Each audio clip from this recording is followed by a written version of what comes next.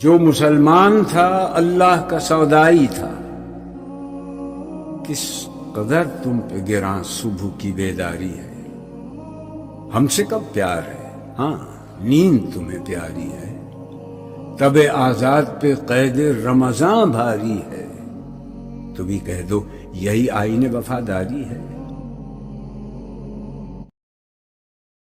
قل يا أهل الكتاب لستم على شيء حتى تقيموا التوراة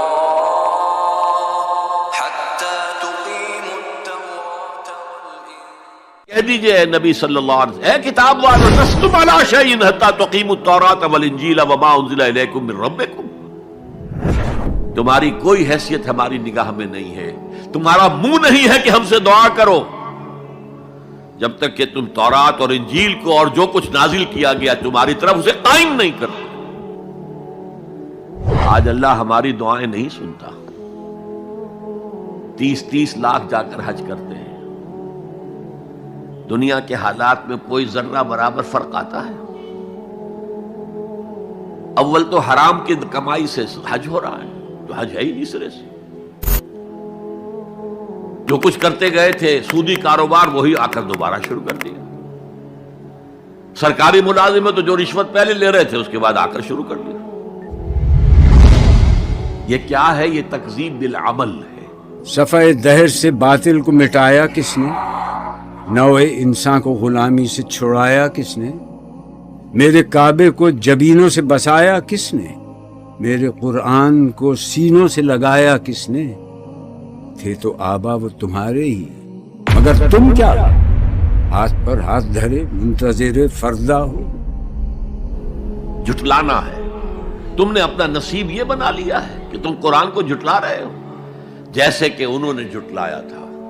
مثل الذین حملوا التوراۃ ثم لم يحملوها كمثل الحمار يحمل اسفارا، ان کی مثال ان گدھوں کی سی ہے جن پر کتابوں کا بوجھ لاد دیا گیا۔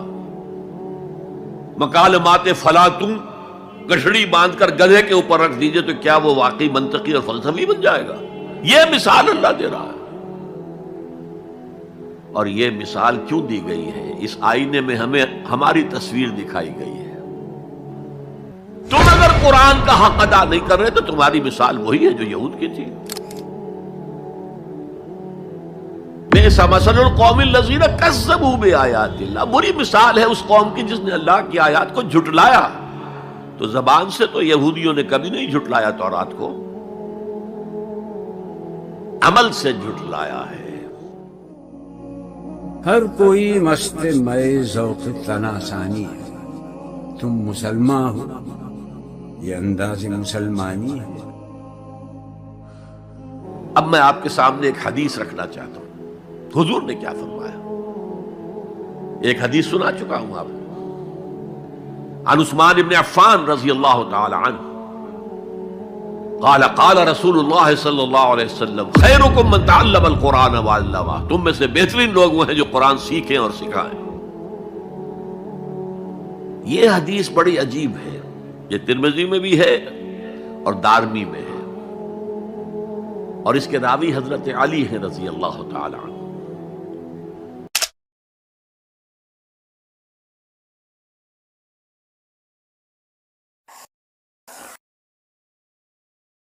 عن علی رضی اللہ عنہ قال، حضرت علی فرماتے ہیں انی سمعت رسول اللہ صلی اللہ علیہ وسلم یقول، میں نے سنا اللہ کے رسول صلی اللہ علیہ وسلم کو یہ کہتے ہوئے، انہا ستکون فتنۃ، ان قریب ایک بہت بڑا فتنہ رونما ہوگا۔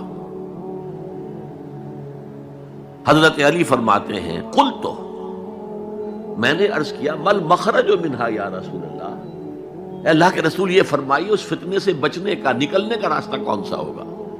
جیسے آپ بڑے بڑے حالوں میں دیکھتے ہیں ایگزٹ، عرب ممالک میں لکھا ہوتا ہے مخرج، اگر کہیں آگ لگ جائے، کہیں دھواں بڑھ جائے تو نکلو، لال جو روشنیاں ہیں ان کے اندر جو نیچے دروازے ہیں ان کی طرف جاؤ، یہ مخرج ہے جان بچانے کی۔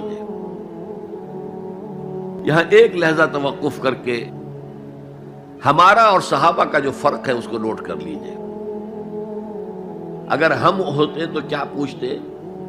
حضور یہ فتنہ کب آئے گا، کدھر سے آئے گا، کیوں آئے گا، کیا ہوگا، یہ سارے سوالات کرتے نا جن کا عمل سے کوئی تعلق نہیں، معلومات ہے۔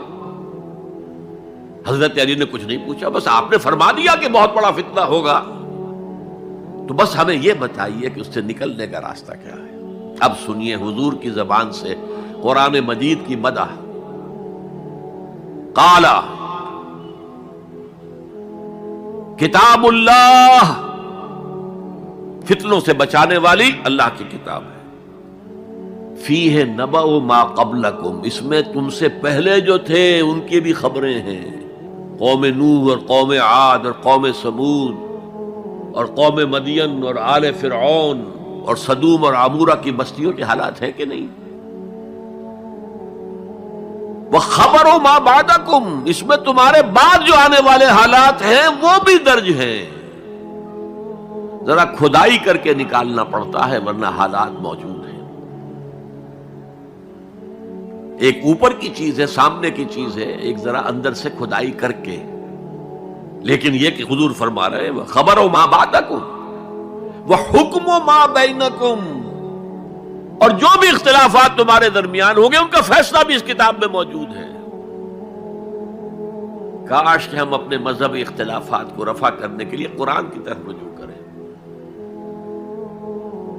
جو حبل اللہ ہے، واعتصموا بحبل اللہ جميعا ولا تفرقوا۔ تو فرمایا کتاب اللہ فیہ نبأ ما قبلکم وخبر ما بعدکم وحکم ما بینکم، هو الفصل لیس بالحزل، وہ فیصلہ کن کلام ہے، ایسے ہی یابہ گوئی نہیں ہے، یہ قرآن کی آیات ہے۔ انہ لقول فصل وما هو بالحزل، سورہ تاریخ کے اندر آیا، تاریخ میں هو الفصل لیس بالحزل من ترکہ من جبار قسمہ اللہ، اگر کوئی جبار شخص اپنی سرکشی میں اس قرآن کو ترک کر دے گا اللہ اسے پیس کر رکھ دے گا۔ وَمَنِ ابْتَغَى الْهُدَى فِي غَيْرِهِ أَضَلَّهُ اللَّهُ، اور جو کوئی ہدایت حاصل کرنا چاہے گا قرآن کے سوا کسی اور چیز سے، اللہ اسے لازماً گمراہ کرے گا۔ کتاب ہدایت تو یہ ہے۔